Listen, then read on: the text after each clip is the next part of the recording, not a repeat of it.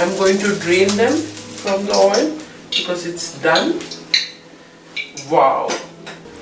1 cup of chickpea flour or besan or gram flour, pinch of baking soda or soda bicarbonate, what we call, 1/4 a teaspoon of turmeric powder, teaspoon of salt, teaspoon of chaat masala or amchur powder, that is green mango powder, teaspoon or half a teaspoon of red chili powder, depends on how spicy you like it. These are the carom seeds, half a teaspoon of ajwain or carom seeds.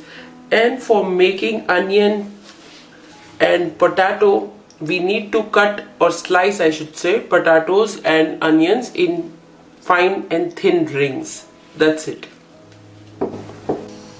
For making any kind of pakora, the most important step is to prepare a right batter. So let's first prepare the batter. Take the chickpea flour,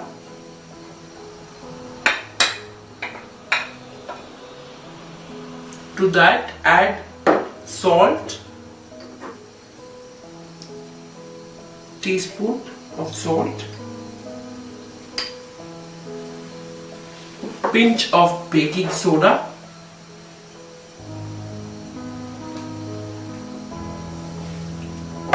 half a teaspoon red chili powder,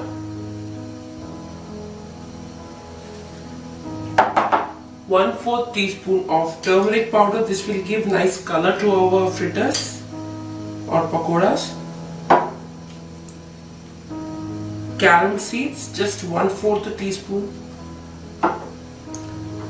Carom seeds are very important when it comes to besan or chickpea flour cooking, because it helps you digest this kind of heavy food very easily. Lastly, chaat masala, half a teaspoon of chaat masala. And mix well. Now we will slowly add water because we are going to make a thick batter. So slowly adding water helps. Then, as you can see, the batter is very stiff right now. We will add water very slowly and bring it to a thick consistency batter.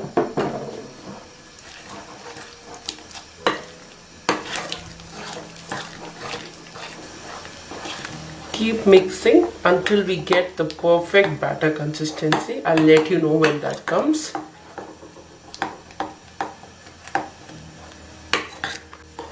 That's it. Our batter is ready. It's thick but smooth all over. There are no lumps. And see, it is of dropping consistency but still thick. So this is what we were looking for. It's perfect. Now we will start frying our pakoras. We will first check our oil and batter whether they are perfect. Take very little batter and drop it to the hot oil. And you can see it's puffing up immediately, and moreover you can see it's becoming bigger in size. That means our batter is perfect, the soda in it is right, and also the oil is completely hot. So let's just fry our pakoras now. Dip the onion into the batter properly so that it is completely coated with the batter, and after that dip it in the hot oil slowly. Similarly, we will do that for aloo or potato. Dip it nicely and inside the hot oil. After cooking them from all the sides, crispy and golden, see, lovely. See, perfect, crispy, and they have actually risen in size also, as you can see. Dip the onion piece in the batter properly, coat it with batter, and then drop it in the hot oil. Similarly, we'll do that for aloo piece. Dip it in the batter, coat it completely, and then drop it in the hot oil and fry them from both the sides until crispy. Keep rotating so that they are cooked from both the sides completely crispy. As you can see, it's completely cooked now. We will just drain them out from the oil.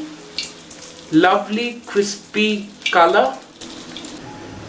Take the potato piece, dip it in the batter, coat it completely from all the sides, and then dip it in the hot oil slowly. One more. See that you coat them properly and fry them from both the sides.